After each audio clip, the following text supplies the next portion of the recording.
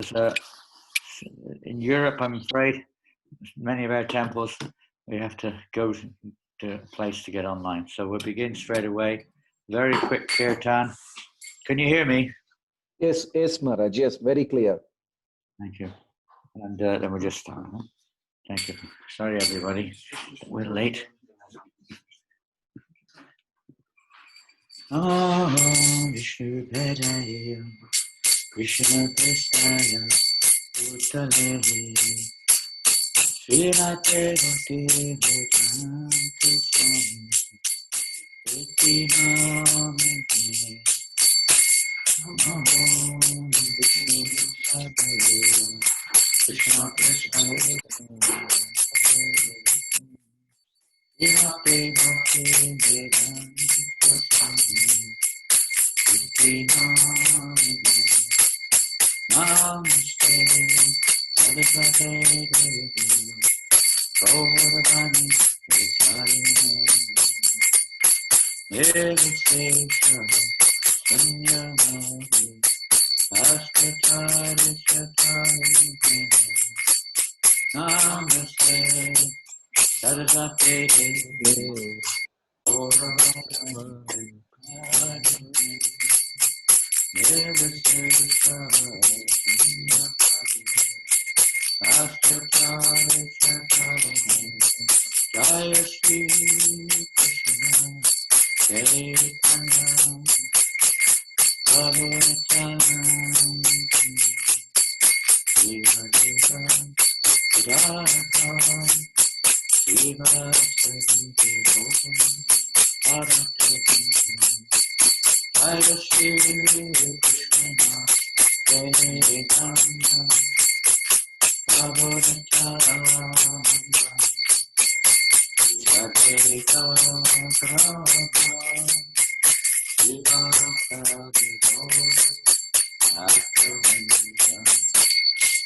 Hare Krishna, Krishna Krishna, Hare Hare, Hare Ram, Krishna Krishna, Hare Hare, Hare Ram,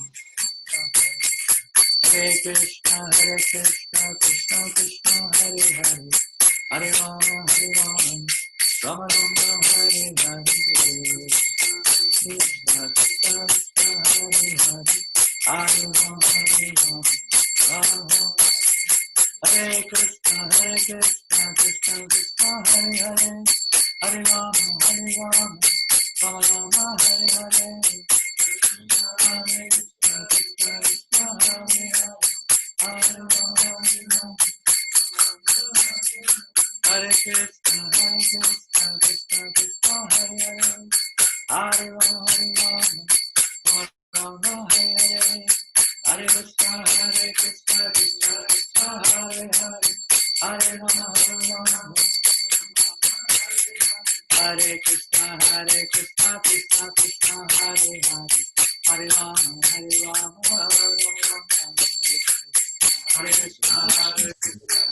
Krishna, Hare Hare, Hare Ram, Rama Hare Krishna, Krishna Hare Hare, Hare Ram, Hare Krishna, Krishna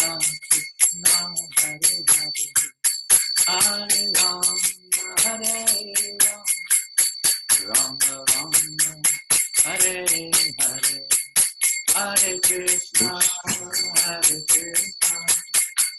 Krishna, Hare Hare, Hare Rama, Hare Rama, Rama Rama.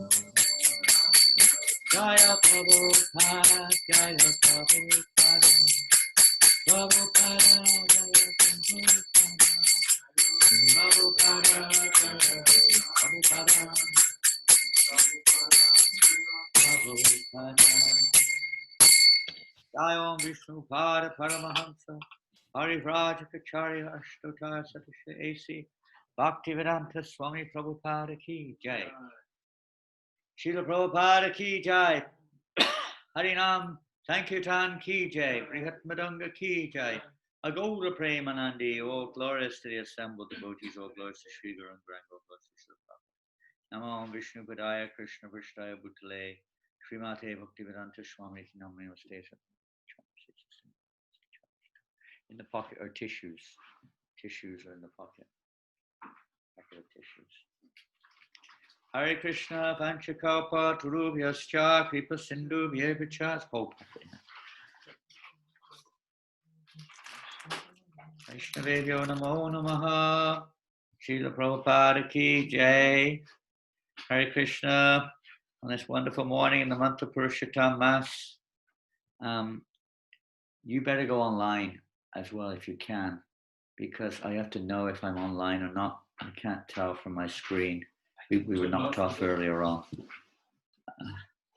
Hare Krishna. So this morning's topic is that, if I'm not mistaken, is the holy name of Sadhana, and we have 1 hour. How will I know if it's being translated? Maharaj, you will also hear, Maharaj, if we are doing translation. Or if you have short time, then you can go ahead, Maharaj. We will summarize at the end. Okay, because we're already at 45 minutes remaining.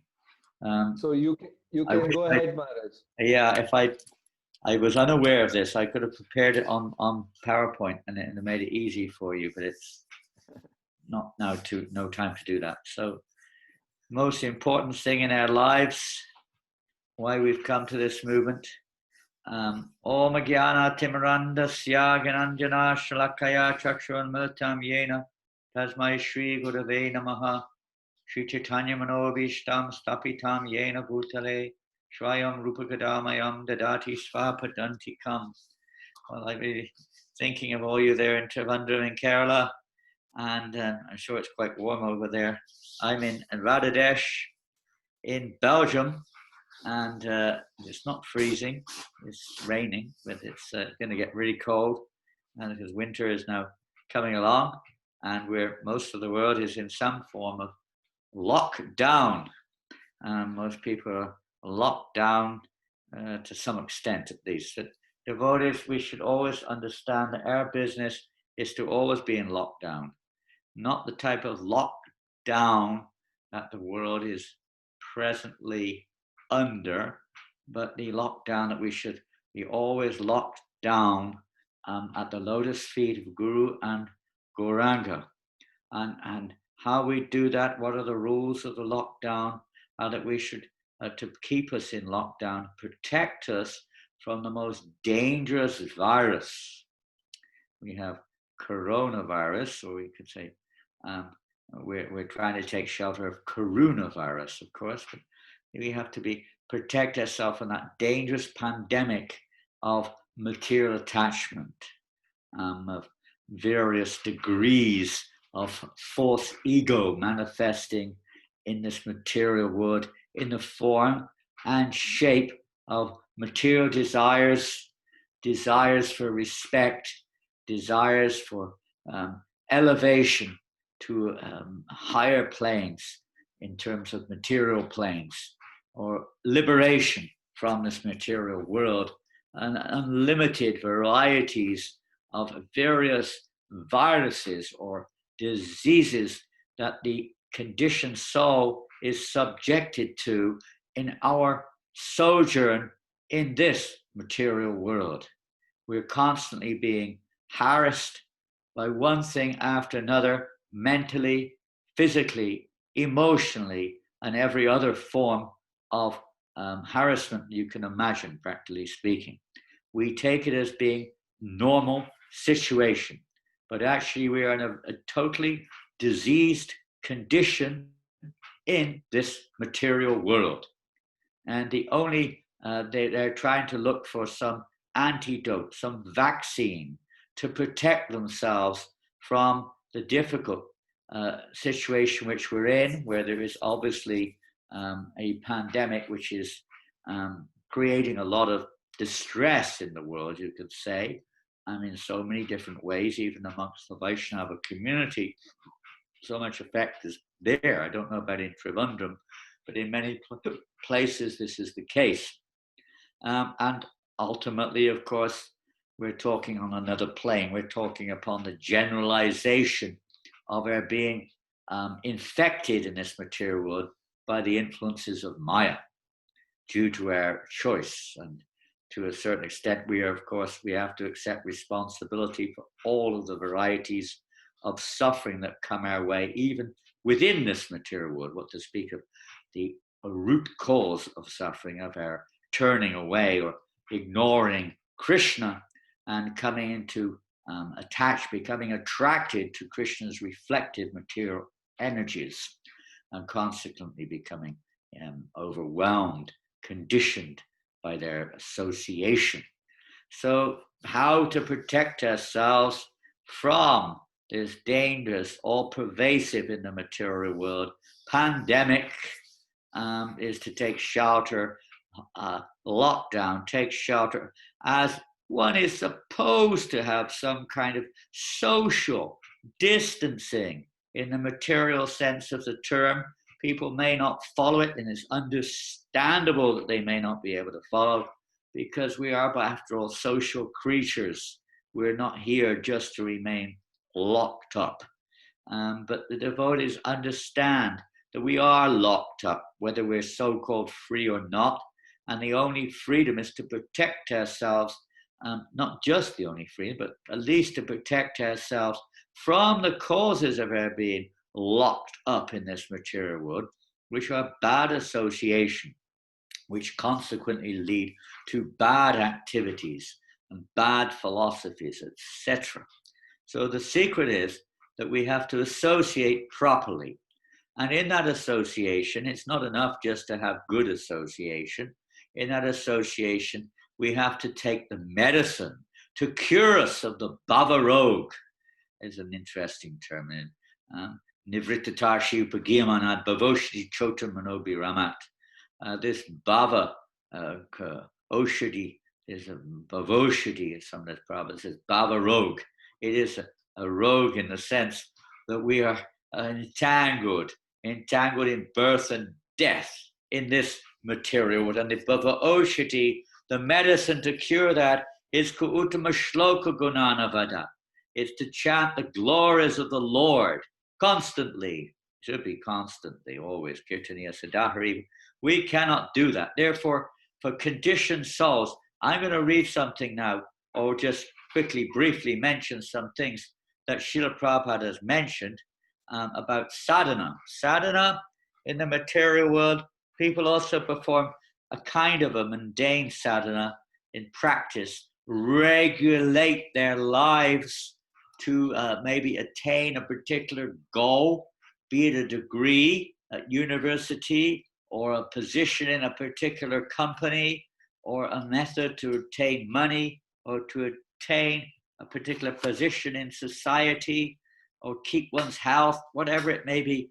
People, or to be a sportsman, they maintain some kind of regime, some kind of regulation in many cases in order to achieve their goal.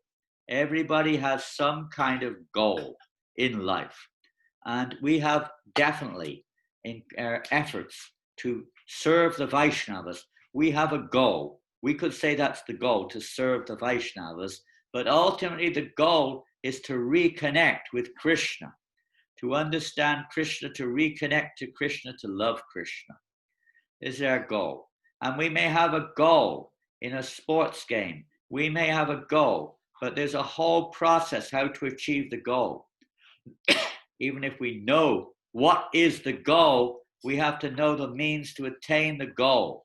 Similarly, if we want to get out of the dangerous or the risk factor of, let's say, remaining under the influence of Maya, being infected by the association of the material energy, we have to know what the goal is. It's not just to improve. Unfortunately, most religious practices may include some kind of sadhana, which means to engage our senses to achieve our goal. But unfortunately, most practices are aimed at a watered down at best or material goal to attain heaven, or a little bit more, you could say, transcendental, to obtain the Brahman or some other stage or attainment, some other goal which is not complete. In many cases, it's not at all absolute, it's relative. And most people's practice is geared to that. And in many cases, devotees we're also caught up with this idea of trying to make myself happy in this world, and spending much of our time trying to avoid situations which bring distress to our physical and mental bodies, because we still identify with them.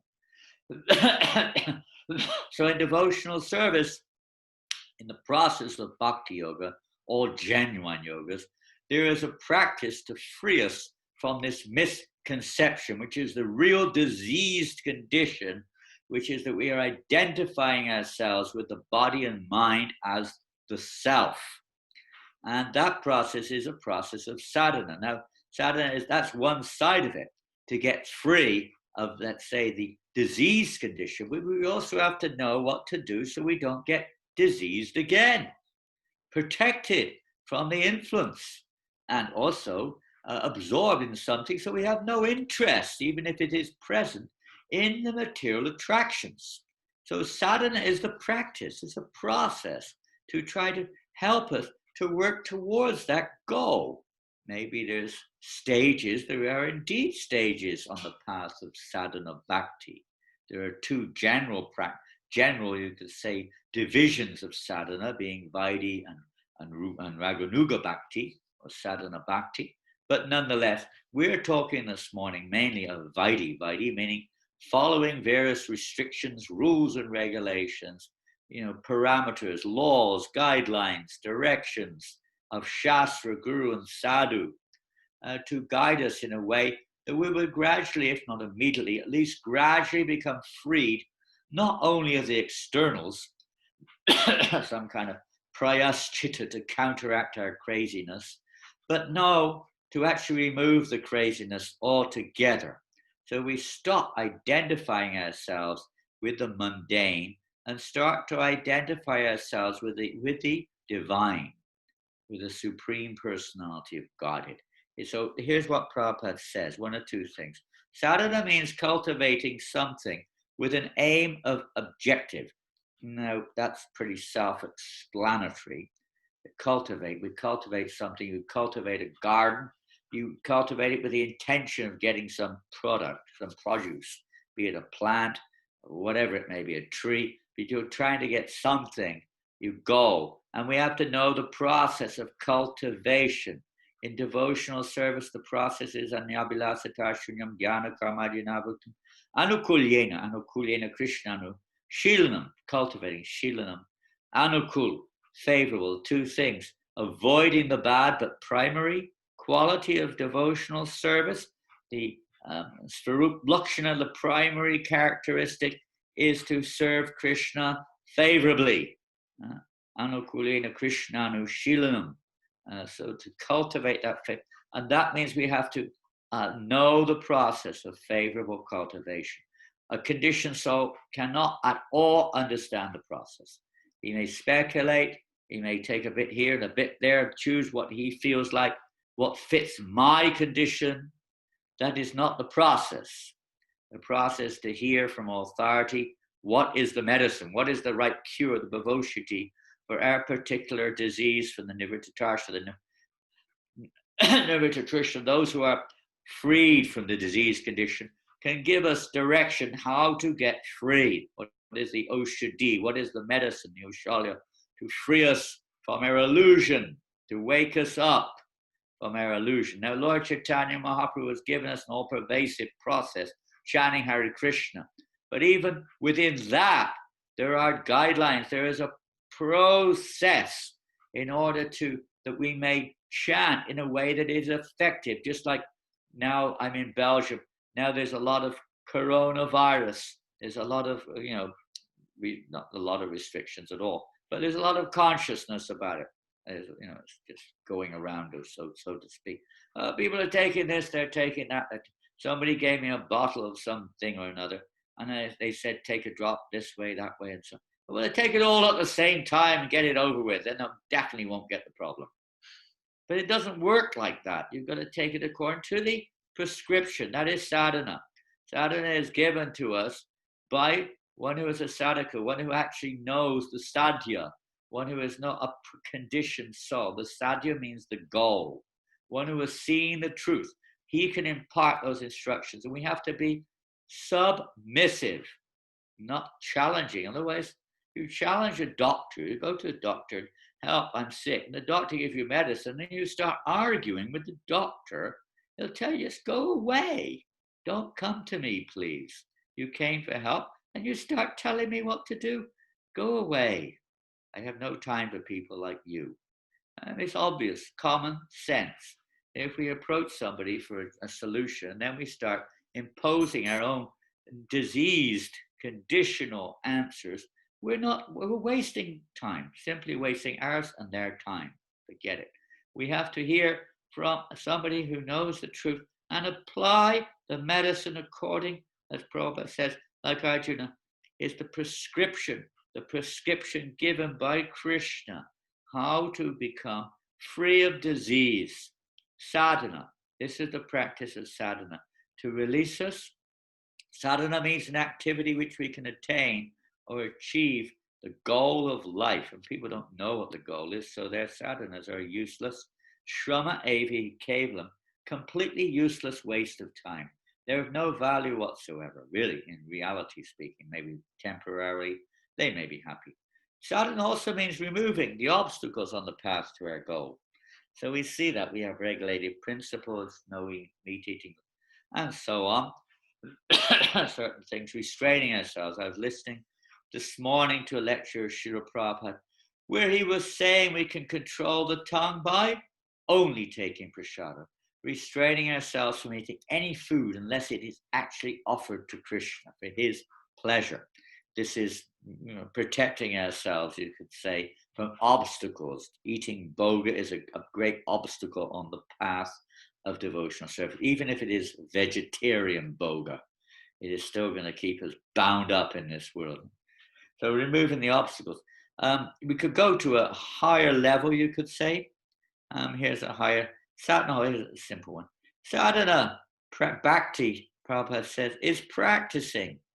Truth is there, but how to intimately be connected with the truth, that is sadhana, is to connect us with the truth, not just to release us from obstacles, but not just to protect us from infection, not just to elevate us, not just to make us, clean in heart, happy, but ultimately it is to connect us with the supreme truth.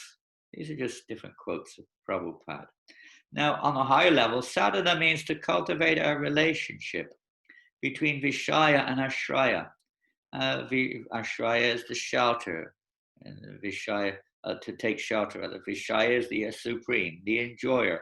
To cultivate that relationship, activities which help to cultivate our relationship with Krishna, and with many stimulus, things which invigorate or awaken that relationship. We are surrounded with things in our Krishna conscious movement, which are meant to help us to feel an urge, a stimulation to develop that relationship, both positive and negative. There are so many, we have time to speak about it. And the result of this is that is a display and a relish of the devotional symptoms.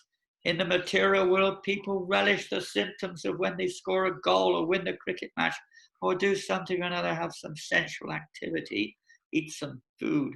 They feel that the effects, that they feel invigorated, they feel enlivened.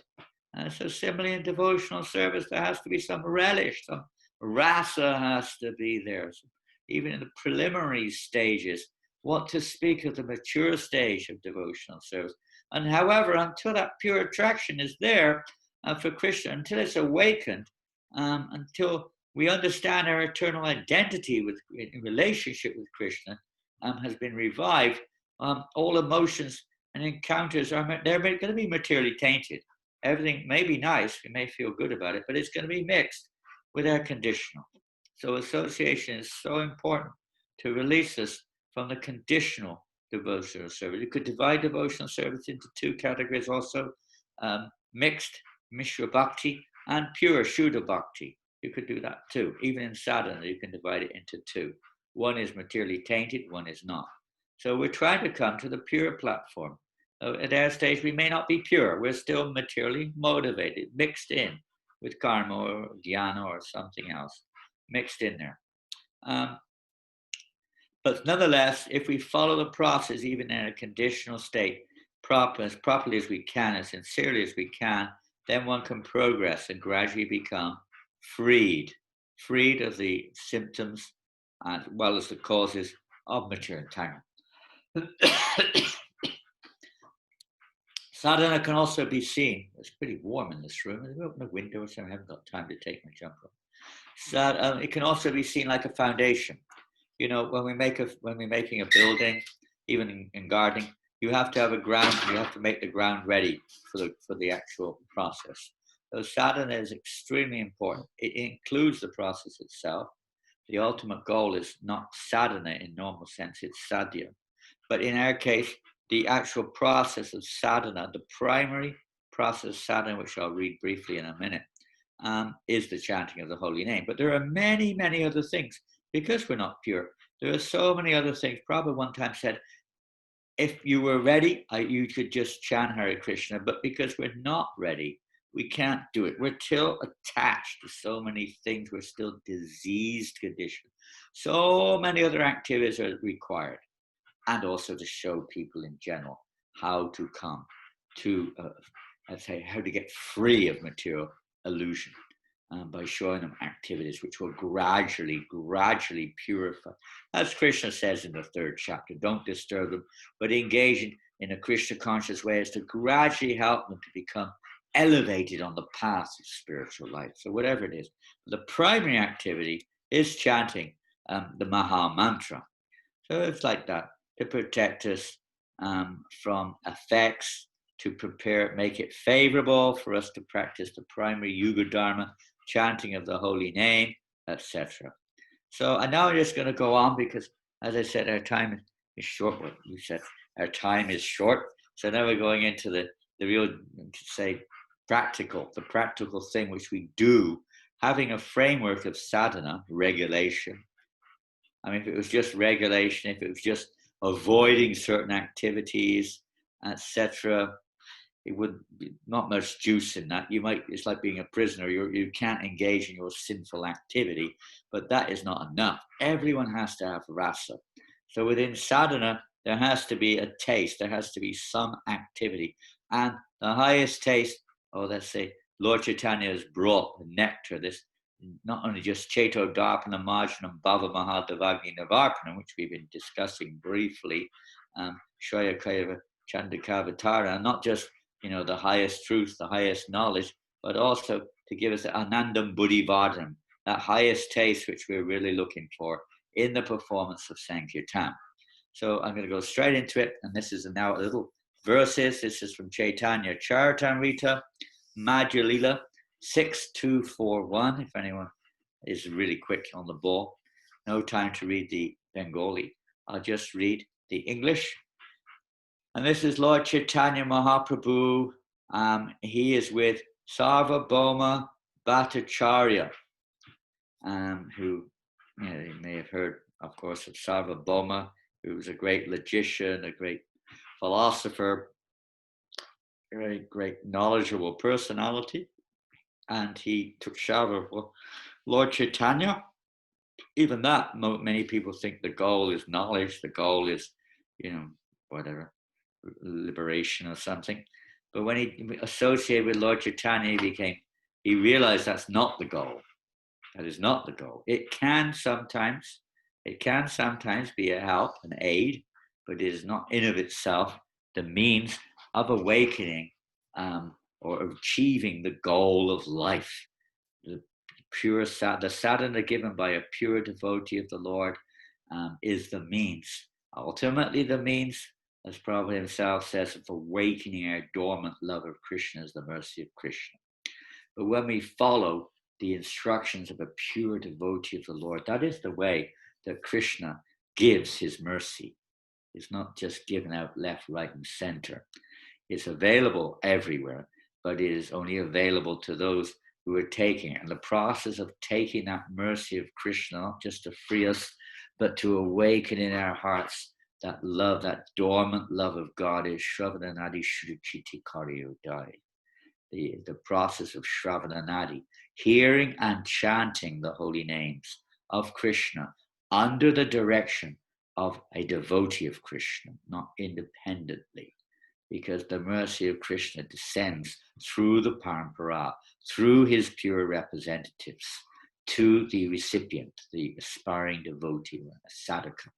So we have to follow that process. So the Bhattacharya asked Lord Chaitanya, which item? So we know there are many processes, there are many limbs of bhakti, of any yoga, for whatever reason, positive, negative aspects, which we may get confused what to do, when to do, how to do, where to do, and so on. All details explained by the pure devotees of the Lord when the time is right. But he's asking, which of all these items, O Lord, which is the most important execution of devotional service? And the Lord replied, the most important item was, and still is, by the way, it's not just it was, it still is, the chanting of the holy name of the Lord is the most important activity. Now we're going to go on to, again, Madhya Lila 9-258. And this is Lord Chaitanya Mahaprabhu speaking again. And I think he's speaking to the residents of Kulina Gram, but somebody, I didn't get time to put it in. Chaitanya Mahaprabhu said, according to the verdict of the Shastras, the process of hearing and chanting is the best means to attain loving service to Krishna. Hearing and chanting, it's the essence of our life. All that we're doing in our devotional service. In Prabhupada said, our temples, you can read in the Nectar of Instruction somewhere in the purport. So Prabhupada explains that the purpose of the temple is to provide a facility where people can come and hear and chant about Krishna. And that's quite an interesting purpose of the temple. It's not just to come and just see the deity as another one of the many multiple deities in the millions of temples all over the world, or in a nice religious place or a sanctified place. There's benefit there, but the real benefit is when the people get the chance, we get the chance, people get the chance to actually hear and chant about Krishna. And of course, the best way, because people have no faith in Krishna, the best way is somehow or another to engage them in chanting Hare Krishna. In India, you don't have so much of this problem. In the West, because people are not accustomed to this whole process. It's totally foreign to them. I was reading earlier this morning, middle of the night, how Prabhupada was describing about devotees in the early days. He was just starting to introduce what we now call sadhana. Sadhana is not necessarily a set of do's and don'ts. It's more than that. But in practical terms, we define sadhana as things like getting up in the morning, going to Mangal Arti, chanting on my beads, Hare Krishna, Krishna, 16 rounds, boom, boom, boom, boom, boom, boom. Tulsi Puja, Guru Puja, Srimad Bhagavatam class, Prasadam, doing things during the day, evening program. So Prabhupada was just introducing these things, and someone was asking him about what is this sadhana bhakti. Prabhupada said it really means you should get up at 4 o'clock in the morning and go to Mangal Arti. But Prabhupada said, but you Westerners are not accustomed to this, so don't expect it right away. Gradually, he was saying, gradually introduce it. They're not familiar with this getting up. They're getting up 6 or 7 o'clock, which for many people is also early. But people complain when we have Guru Puja in many places at 7:30 or something. But they're not accustomed to getting up so early in the morning. So don't push them too much. Main thing. Now, it's interesting to know, I did a quick search and it's nowhere near accurate, but it gives an indication of how many times recorded, how many times Prabhupada said to chant 16 rounds, for instance. God knows how many. Nobody can say it with innumerable times. But recorded, around about 800 times in the database. There are many other references to that, but just on its own, not like, quoting the same thing again and again, but in different situations, about 800 times. And for Srimad, the next most quoted one was Mangal Arti. Mangal Arti was 200 or 300 times, attending Mangal Arti. You get some kind of idea where the priority lies. And then Srimad Bhagavatam, maybe not so many. I mean, you may have worded it differently, of course, but the order is like that. Srimad Bhagavatam, attending, hearing the Srimad Bhagavatam is very, very, very essential, even if we don't go to the class, to hear from the pure devotee of the Lord about the truth. This is an essential part of our transformation from being a conditioned, proud living entity to being a surrendered, submissive instrument for the will of Krishna. It takes hearing, strong hearing. And of course, that hearing then is chant 16 rounds or whatever it is, whatever stage we're on. And then getting up in the morning, controlling our senses, keeping clean. There are so many details. We all hear them. Sometimes they're not all to be applied at once. Prabhupada writes that the Acharya has to be dexterous. He has to be intelligent to know how to apply the rules and regulations according to time, place, and circumstance to be effective in helping people to, as we've already heard, to work towards practically working towards the ultimate goal. There's no point giving someone a medicine they can't digest or they're not able to hold. They just fall away disheartened in many cases, or sometimes becoming negative or whatever it is, indulging in nonsense again. That which is applicable, knowledge, how to apply it, chanting, whether it's chanting the holy names of Krishna, whether it's following rules and regulations, that which is applicable. So anyway, the process here, we're going to have to jump over this. We were going to read something from Bhakti-rasamrita Sindhu, but I'm going to jump over it. It's too long. This is now, we're going to go, I think we are going, we're going to go straight into some wonderful quotes of Srila Bhaktisiddhanta Saraswati Maharaj. This is a selection of quotes in a book called Amritavani by Srila, with quotes compiled by one of his disciples of various quotes in various places. Hearing and chanting about Hari is both sadhana, the process of attaining the goal, and sadhya, the ultimate goal. So this is a unique thing about this sadhana. Most other sadhanas are not quite the same. They're a means to an end.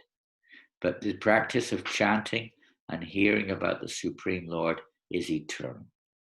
It is the goal.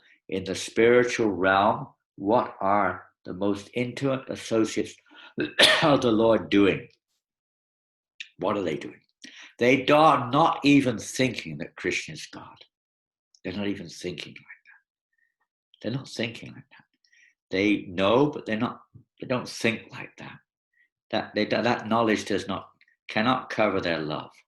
Krishna doesn't allow knowledge of himself to cover the love of the pure devotees, just like the love of a mother for her son. Her son might be the president of India, but as far as the mother's concerned, that's not her relationship with her son. She may be a little proud of that. There's no doubt about that. Sometimes pride enters in, but she's not. Ultimately, that's not her relationship. Her relationship with her son is he is her son, and he has to, relate to her as his mother, and she can say to things no one else can say. And the Prime Minister or President of India will get much more pleasure being told if his mother's still alive or not. I don't know, probably, maybe not, but principle is there. Principle. That he gets great pleasure when his mother starts getting on his case and so on and so forth, or his children get on his case. There's totally intimacy. There's no, that type of sadhana there. It is a loving relationship. So that's another effect of cultivating Shilanam, cultivating the pure chanting of the holy name as our primary sadhana, our primary practice of devotional service, chanting the holy names and everything that helps to embellish that. So this is the topmost, because that is the ultimate goal. The residents of Vrindavan are singing the Krishna's glories constantly. They can't forget him they're just absorbed in hearing about his pastimes, hearing qualities, his names, constantly, relishing at every moment his presence in this way. Among all the limbs of devotional service, Sri Krishna Sankirtan is principal. If we perform Sri Krishna Sankirtan, we will attain the qualification necessary to lead a perfect spiritual life. All energies, beauty, fulfillment, and the perfection of all of our sadhanas are included in chanting Krishna's holy names. All our activities, propensities, thoughts, and imaginings are regulated by the process of chanting Krishna's holy names. If the holy name appears on the tip of the tongue, we can easily give up temporary material activity, the material sense of duty, the attachment to material duties. We may have to do that in the preliminary stages, no doubt, and for the sake of teaching others. But ultimately, we can't be attached to it. Like Judas here, he was attached to it. He couldn't give it up. And therefore, he's considered, Prabhupada said, he's not pure devotee, but he was acting in that role. Tempe fell down his chart, whatever it was. But he didn't, he couldn't give up his duty. I never tell a lie. Even Krishna's asked, he couldn't. This is not pure devotional service. So it sounds like we're very attached to these things. The tendency to enjoy the perishable world. We've got to give all these things up. It's hard, isn't it? And all surrounding inconveniences, being respected, and so many things which we take for granted. We take for granted so many things. We've got to get free from all of these taking things for granted and take shelter of Krishna, not all these other things. Chanting the holy name easily destroys all the impediments on our path. Chanting Krishna's holy name is not only sadhana, but sadhya, the goal of life. However, we must chant the name repeatedly and under the guidance of a bona fide spiritual master. All perfection is achieved. I got those tablets in my pocket. There's some. All perfection is achieved by chanting Krishna Nam. All perfections. We don't need to do anything else ultimately, but we can't just do that. We're not pure in heart. We have to do so many other things to help support that. The living entities will achieve all auspiciousness simply by serving the holy name.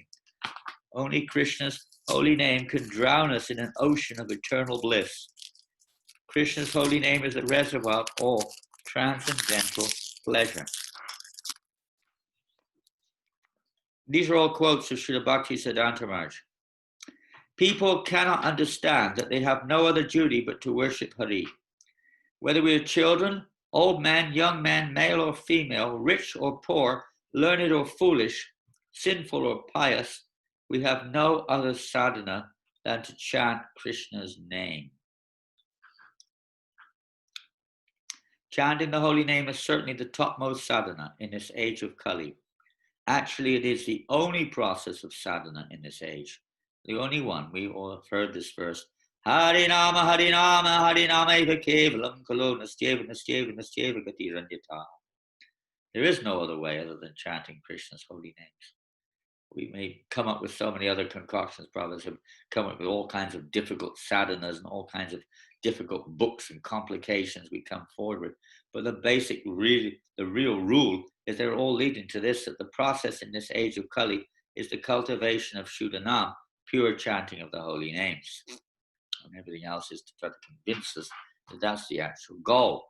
So we have to learn the process of approaching the holy name purely to associate with Krishna in his Nam Rup form in a pure way so that Krishna reciprocates as they surrender to me. Krishna will purely reciprocate. Excuse me, I just lost my page there.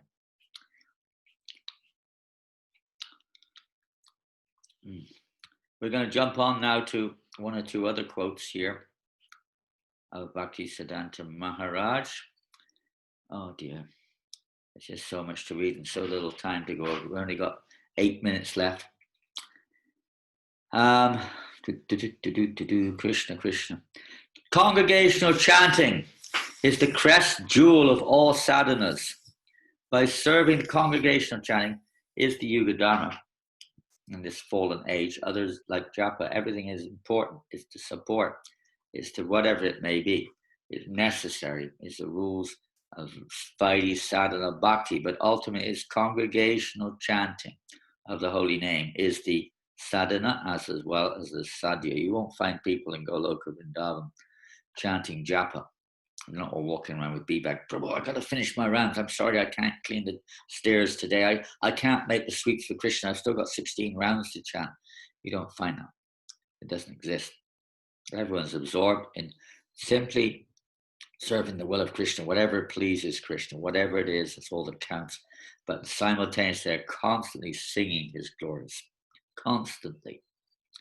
There's no question of anything else. Everything, the pure soul exists simply for the pleasure of Krishna. There's no question of my pleasure.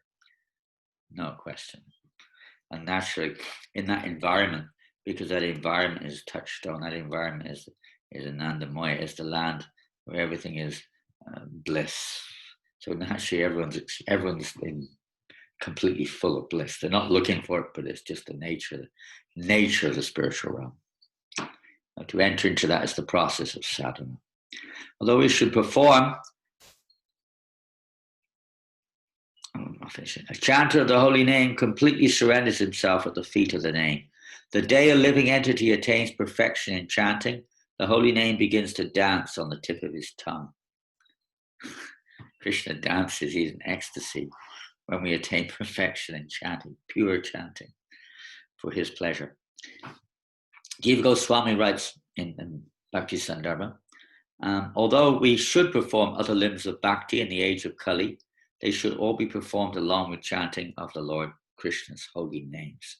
Krishna's holy name and Krishna himself are not two separate entities. The holy name is Krishna, and Krishna is the holy name. The holy name of Krishna is the son of Nanda. He is Sham Sundar. If we realize that our only duty is to chant those holy names congregationally, our perfection is guaranteed. Okay, so because time is short, I'm going to jump over some very beautiful quotations from Bhakti Vinod Thakur, from Harinam Chintamani, from ISKCON, and various places, from Jaiva Dharma, and various beautiful quote from Chaitanya Bhagavat, many wonderful quotes.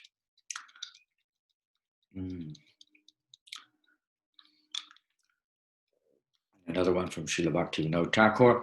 After accepting the chanting of the holy name of Hari as the best form of sadhana and taking shelter of the holy name without deviation, other limbs of devotional service can be accepted only as practitioners of the chanting. They're helping us to practice cultivating Shuddhanam, deity worship, everything. Just for me, show that it's stuck. I don't know if somebody can see you. Are we stuck? Are we still going? We're online? Yes or no? Okay, we're online.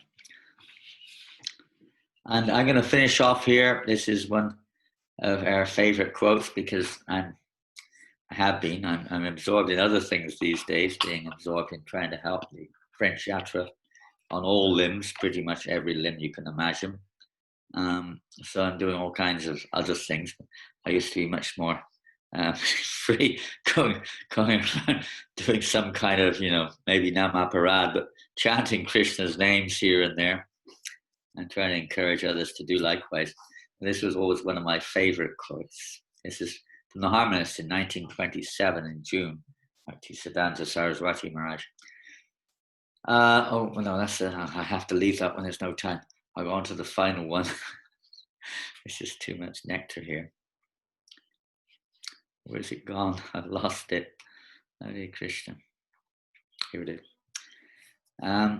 To make us wholly devoted to Krishna's name, Sri Gaurangadev, the combined form of Sri Radha Govinda, came to this world. But if we disregard his teachings and show no interest in Sri Nam Seva, we will never attain auspiciousness. And sometimes when kirtan starts, we say, I've got other things to do, I'm really busy. More important things to do. Sometimes it's an emergency, but that shouldn't be our general reaction. Sri Nam Sankirtan is the best sadhana.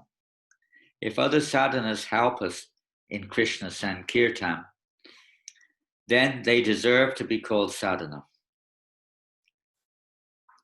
Otherwise, they are simply impediments of sadhana, to sadhana. Because it's not real sadhana, it's going to achieve some other goal. If it doesn't help us to actually develop our attraction towards Sri Nam Seva, so the holy name, service to the holy name.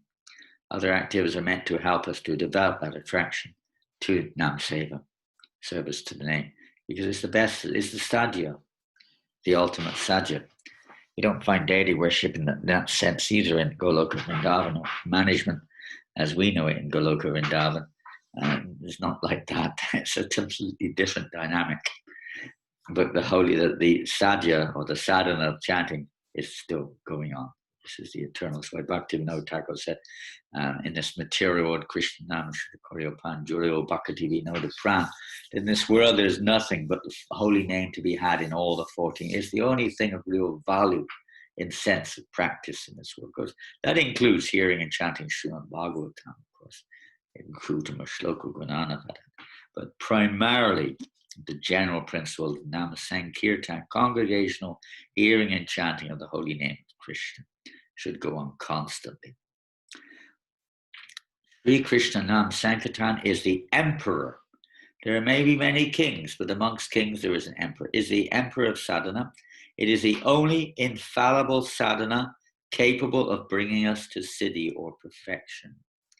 Sriman Mahaprabhu did not speak of teaching archana, but in Sikshastakam he simply taught Nam Bhajan.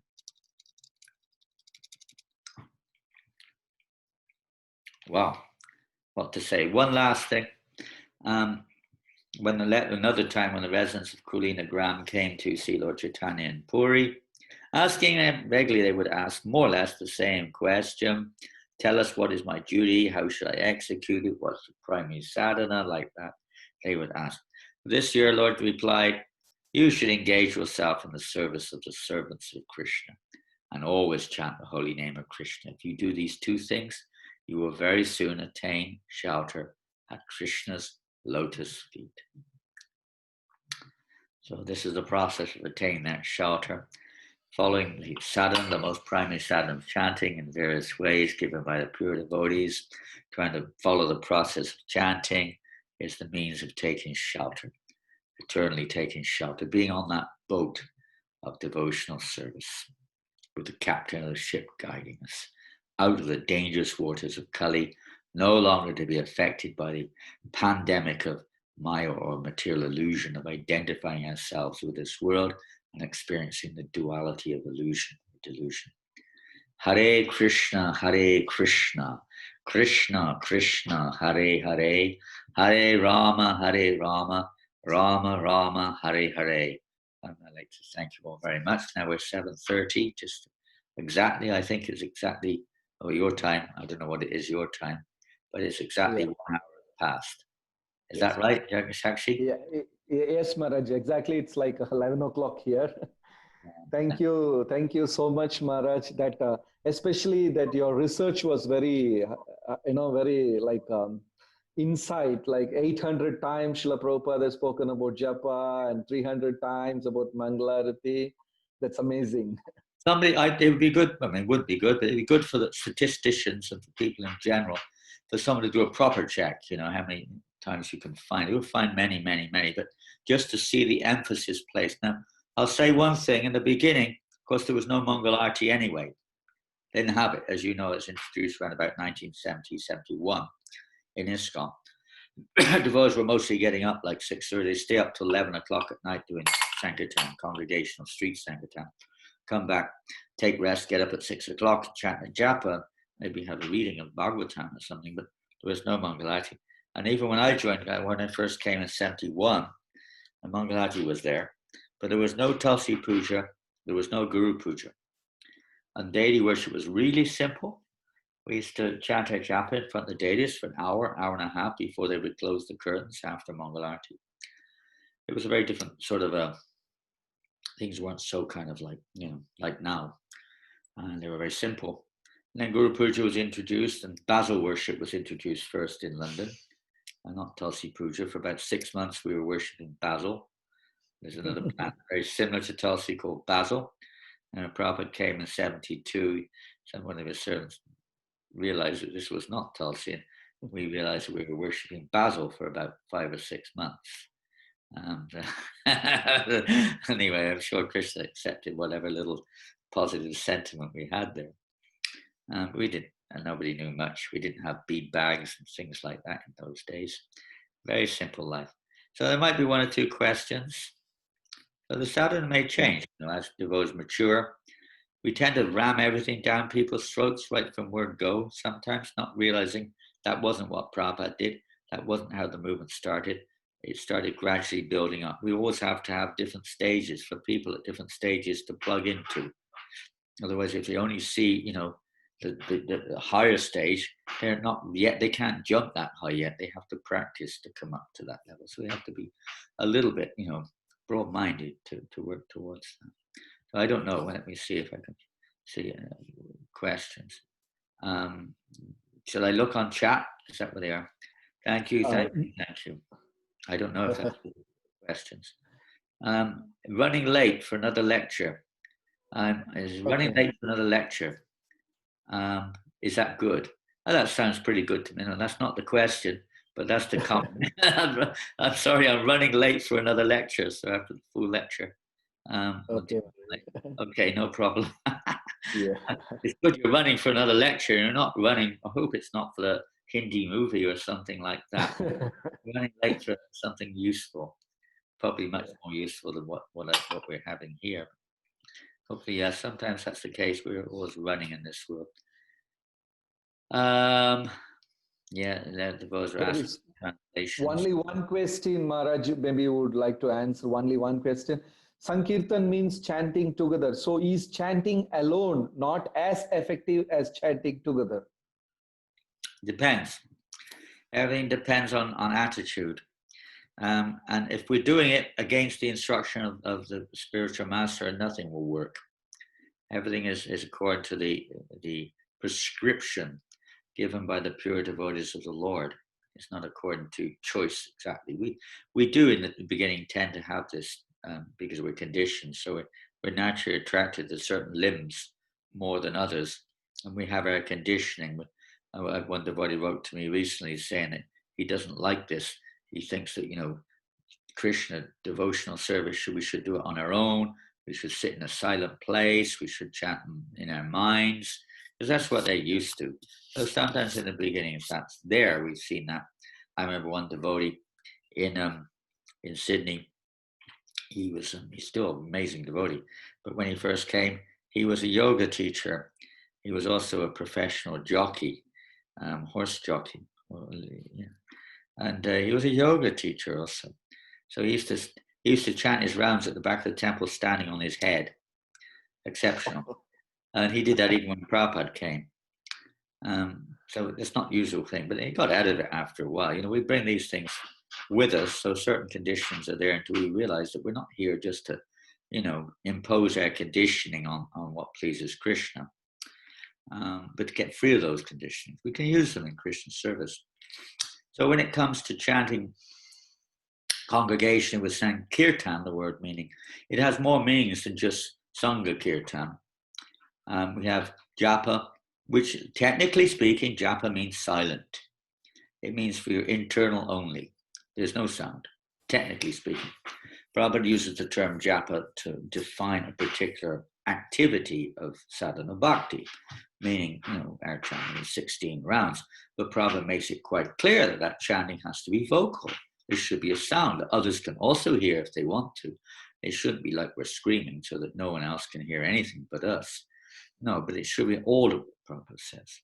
So that in technically terms is not japa, that's kirtan. Kirtan Prabhupada describes technically as being loud chanting or vocal chanting of Krishna's holy names. It doesn't include others necessarily. Something we do. We overlap the meanings of these. So Sankirtan is usually meant to mean congregational in our movement, loud congregational chanting of the holy name of Krishna. But it's also Bhagavatam class is also Sankirtan. If we're together hearing, it's Kirtan, if we're reading on our own. it's more in the mood of, you could say, internal, when we're just reading with no sound, you could say, but it's somehow or another hearing. So we have to hear from the pure devotee what is the appropriate way to apply the various sadhanas. So in some cases, being alone, in many cases, you are alone by circumstances. In other cases, it's because we, for some reason or another, we need to chant a little louder, and we have to go somewhere where we're not going to disturb others. So it depends a lot on the attitude. But if the idea is that we're going to try to imitate Haridas Thakur, that we're proud because, of whatever reason it may be, then that is not going to work. That doesn't work. Pride. And instead of chanting japa, we end up sleeping or doing something else sometimes when we're on our own. The mind is wandering left, right, and center. Depends a lot on the attitude in that regards. Because we're never really alone. There's countless living entities around us. And Krishna's also there with us. So he's seeing everything. He knows that.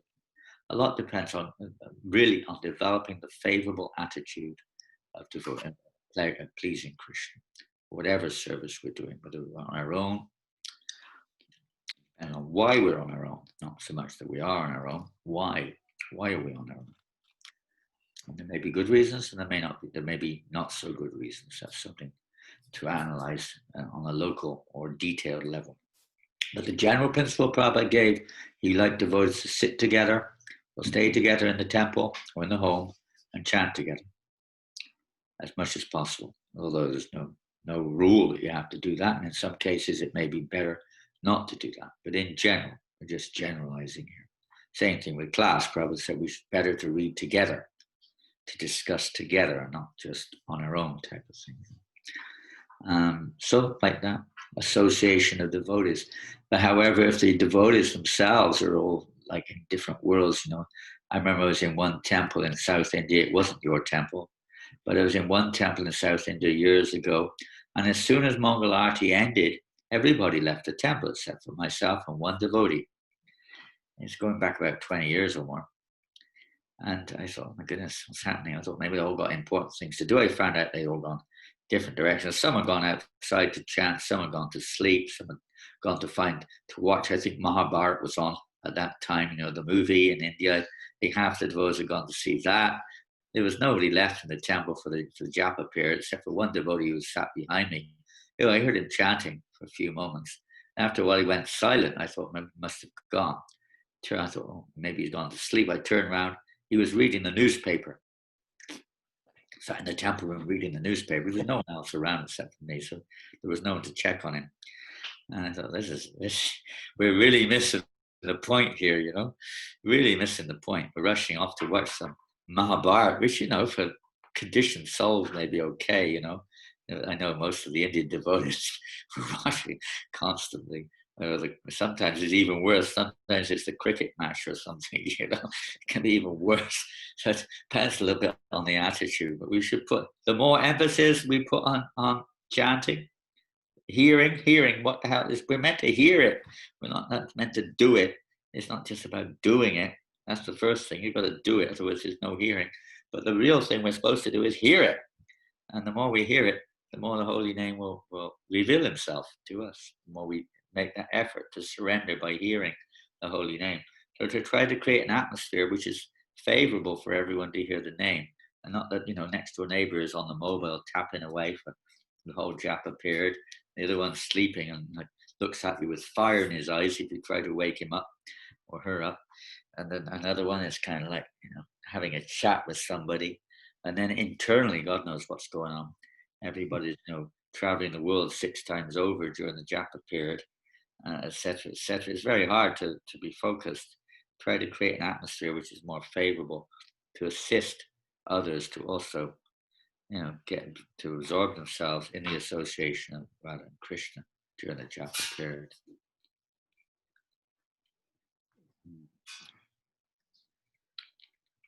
That's also common chanting, when we're sat together. Oh, by the way, Sankirtan San also means complete, as you know more than I do. It's not just an external definition of a group of people apparently chanting Krishna's names. It means complete. So real Sankirtan is not just an external, That's a measurable feature. It's something within, that our hearts, our life, our energy, everything, our mind, our senses, our very life itself is absorbed in glorifying Krishna. That's real Sankirtan. It makes no difference whether you're playing this instrument or that instrument, whether you're here or there or anywhere. If we're real Sankirtan is something like Haridas Thakur is really engaged in Sankirtan because he's totally absorbed. Pure devotees are totally absorbed in glorifying Krishna. That's real Sankirtan. It's not just a definition of an activity, It's much more than that. Okay, is that right? Yes, Maharaj. Thank you so much. There's something here. If devotees are sitting together chanting japa, it is as good as Sankirtan. Yeah, I said that's also Sankirtan. I mentioned that just now. When we're sitting together chanting japa, that is also Sankirtan. When we're sitting in Bhagavatam class, that is also Sankirtan. When you're sitting on your own, if you're actually absorbed, if it so happens to be, not that you choose to sit alone when Bhagavatam class is going on, that's another thing. That's probably because of our independent pride. But if we happen to be stuck in another place where there's no temple, no devotees, and we're completely absorbed in hearing Bhagavatam, that is also Sankirtan, because we're completely engaging our senses in glorifying Krishna. Same with japa, same with singing, bhajans or kirtan, whatever we define these things for, external definition, but internally, bhajan is another meaning, kirtan is another meaning, sankirtan is another meaning, which we probably know. But we have to cultivate the internal, not just the external. We tend to judge things on externals almost exclusively in some cases. But the real judge is internal. What is going on inside? You cannot say always what's going on. The external is often manifestation of that, but not always. So that's what we have to work towards, cultivating Shilam, the internal favorable mood, what will please Krishna through chanting.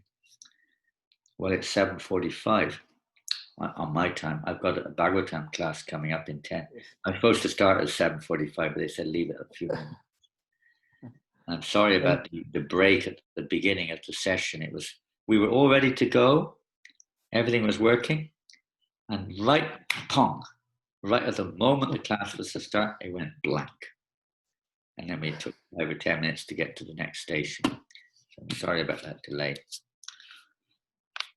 What to do? Well, I wish you all the very best there in Trivandrum and beyond. You have a great service there in an interesting corner of India. Very mixed. Are you coming sometime to India, Maharaj? After this, any plans? How can I answer that question? Are you coming? India. India is worse now. It's worse. Yeah. Worse than what? Yeah. I don't know, but it's like rapid. It's like increasing very heavily now. I don't know. I'm trying to avoid looking at these things right now. I was looking at months, being a bit of a statistician. I used to look at those things, but conditionally speaking, I haven't looked since the beginning of Purushottam Mass at the figures. So, let's see. Whatever it is, there's one thing for sure, whether you die of corona, COVID, or whatever it is, you're going to die. And there's one thing for sure, whether you're diseased with coronavirus or this or that, everyone's diseased. It's just a matter of what name you give it, what color you are. Everyone's colored, everyone's colored by illusion. So even if we don't avoid the corona, we're not going to avoid the other one. We've got to get the karuna, we've got to get the mercy. We're going to take the mercy. It's there, we're going to take it. If it's our time to go, what can you say? If we're going to get sick, we're just getting released. Prabhupada said that the devotees being released of whatever, bad karmas may still be affecting us, etc. So don't have no fear about that. We want to continue with our service, so we try to avoid dangerous situations, but ultimately we can't, because death is inevitable. And the whole thing is a preparation. Sadhana is a preparation for death. So at the time of death, we're not like the drowned man. The professor, was his name, Swatalot. He was so proud of his mundane knowledge. When death came, he drowned, and he didn't know how to swim. We have to be ready when the time of death comes. So it's not like, oh, what did it say in the book? Oh, well, that's not bad if we actually think of the Bhagavad Gita or something. It should be a little bit more spontaneous than that. We have to practice that. Hare Krishna, Hare Krishna. Try to chant the name of Krishna and hear it. This is one important aspect of Sankirtan. Try to hear the sound. Hare Krishna, Hare Krishna, Krishna Krishna, Hare Hare, Hare Rama, Rama Rama, Hare Hare. Okay, thank you, Shakshi, and all the devotees of Trivandrum and beyond. And we pray that you continue increasing your Sankirtan more and more. The more the going gets tough, the tough get going. Huh? So that's go stronger, become stronger in your sadhana, stronger in your getting together when you can online or whatever you can do. I don't know what you can do. In Europe, there's not the same restrictions. People are mixing up. We're having programs in the temple. We wear masks and this and that most of the time, but when we're with groups and stuff. But it's not so strict. But at the same time, there are restrictions. So whatever you can do, do it. Get online, hear from devotees, associate with devotees, do chanting amongst your family, friends, whatever you can do. As much kirtan, as much hearing and chanting. It's a great opportunity to become more serious, realizing I'd better get serious because danger is there at every step. There's danger always there. But now we really have to realize it. It's a little bit of an eye-opener to realize that death could be on our doorstep. We better start practicing taking shelter of Krishna in the form of Namarupa. Now is a good time. Take shelter. Hare Krishna, Krishna Krishna, Hare Hare, Hare Rama, Rama Rama, Hare Hare. Srila Prabhupada ki jai. Hare Krishna. Hare Krishna. Holy name of Sri Krishna, the Dharma, Yuga Dharma, Harinam Sankirtan ki jai. Bol Premanandi. Hari Hari Bol.